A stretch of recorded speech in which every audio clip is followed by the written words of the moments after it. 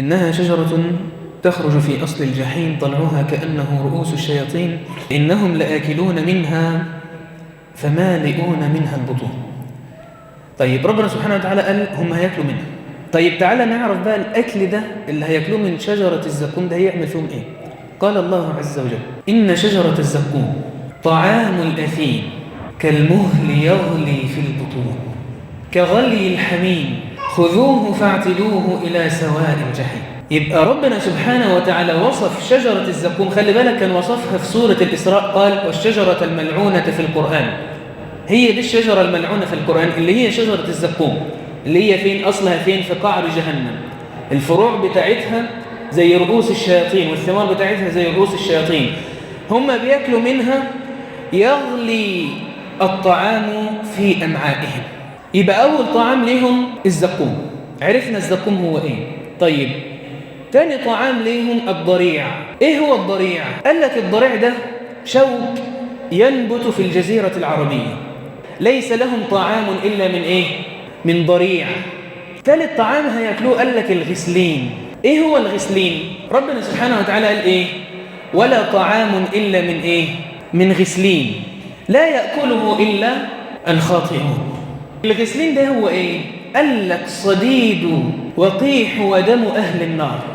هو أنا بقول لك الكلام ده ليه؟ بقول لك أصل النار دي مش ليا وليك، إحنا ما نقواش على النار ولا نقدر على عذاب النار.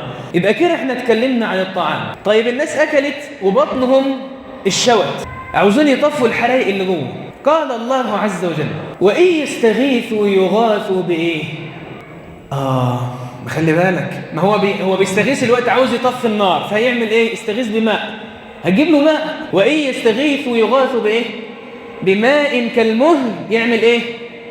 لو نزل على وشه يحرق، يشوي الوجوه، بئس الشراب وساءت مرتفقا، والعياذ بالله. كمان حاجة هيشربوها، قال الله عز وجل من ورائه جهنم ويسقى من ماء صديد يتجرعه ولا يكاد يسيغه. مش قادر يشربه، يتقيأ تاني مش قادر يشربه، يتجرعه ولا يكاد يسيغه ويأتيه الموت من كل مكان وما هو بميت ومن ورائه عذاب غليظ. إما تيجي كده تتخيل الثياب نار، الطعام نار، الشراب نار، كله مع بعضه نار في نار. فأهل النار بقى عايزين يطفشوا، ينادوا على خزنة النار وقال الذين في النار لخزنة جهنم ادعوا ربكم يخفف عنا يوما من إيه؟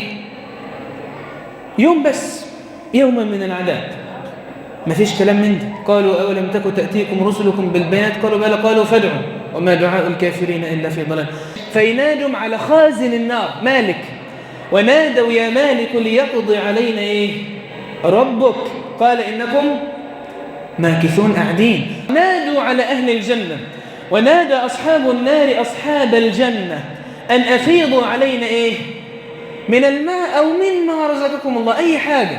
قالوا إن الله حرمهما على الكافرين. بس لا، ما يزهقوش، عمالين بينادوا يستغيثوا. يقول لهم الله عز وجل ألم تكن آياتي تتلى عليكم ألم تكن آياتي تتلى عليكم فكنتم بها تكذبون.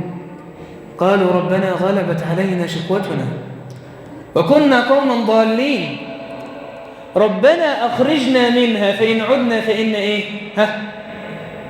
فإن ظلمون. خلي بالك ربنا سبحانه وتعالى لما وصف الحالة دي قال عليهم الناحية الثانية في سورة الأنعام إيه؟ ولو ترى إذ وقفوا على النار فقالوا يا ليتنا نرد ولا نكذب بآيات ربنا. يا ريتنا نرجع تاني ولا نكذب بآيات ربنا ونكون من المؤمنين بل بدا لهم ما كانوا إيه؟ يخفون من قبل ولو ردوا لعادوا لما نهوا عنه. كفاية كده علينا. أختم بالحديث الجميل المبشر للنبي صلى الله عليه وسلم. تعال بقى بص رحمة الله عز وجل، بس أنا عاوزك تصلي على النبي صلى الله عليه وسلم. ربنا سبحانه وتعالى في الحديث كما قال النبي صلى الله عليه وسلم بعد ما أهل الجنة يدخلوا الجنة وأهل النار يدخلوا النار، فيقول أهل الجنة لله عز وجل. عشان كده صاحب الصالحين، عشان انت لو دخلت النار يجوا يحوشوك.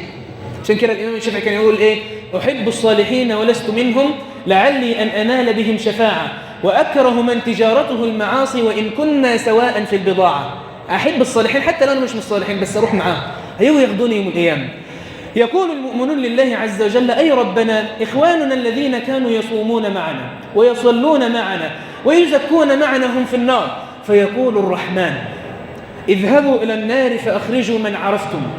فيذهبون فيخرجون من النار من عرفوا ويعرفونهم بأثر السجود، ويرجعون إلى الله عز وجل ويقولون: أي ربنا، ما تركنا فيها أحدا نعرفه. فيقول الله عز وجل لهم: ارجعوا إلى النار فأخرجوا من كان في قلبه مثقال دينار من إيمان. فيذهبون إلى النار فيخرجون من عرفوا ثم يعودون، يقول لهم الله عز وجل: ارجعوا إلى النار فأخرجوا من كان في قلبه مثقال نصف دينار. فيذهبون ويخرجون ثم يعودون إلى الله، فيقول لهم الله عز وجل: ارجعوا فأخرجوا من النار من كان في قلبه مثقال ذرة من إيمان. صلت على النبي. ثم بعد ذلك يقول الله عز وجل: بقيت شفاعتي. فيقبض الله عز وجل قبضة بيمينه في النار، فيخرج أقواما قد امتحشوا أي احترق، فيضعهم الله عز وجل في نهر الحياة فينبتون فيه كما تنبت الحبة في حميل السيل.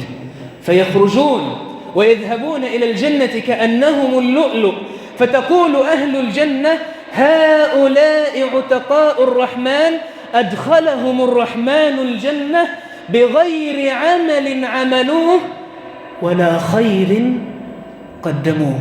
اللهم إنا نسألك الجنة وما قرب إليها من قول وعمل، ونعوذ بك يا ربنا من النار وما قرب إليها من قول وعمل. اللهم اغفر لنا ذنوبنا.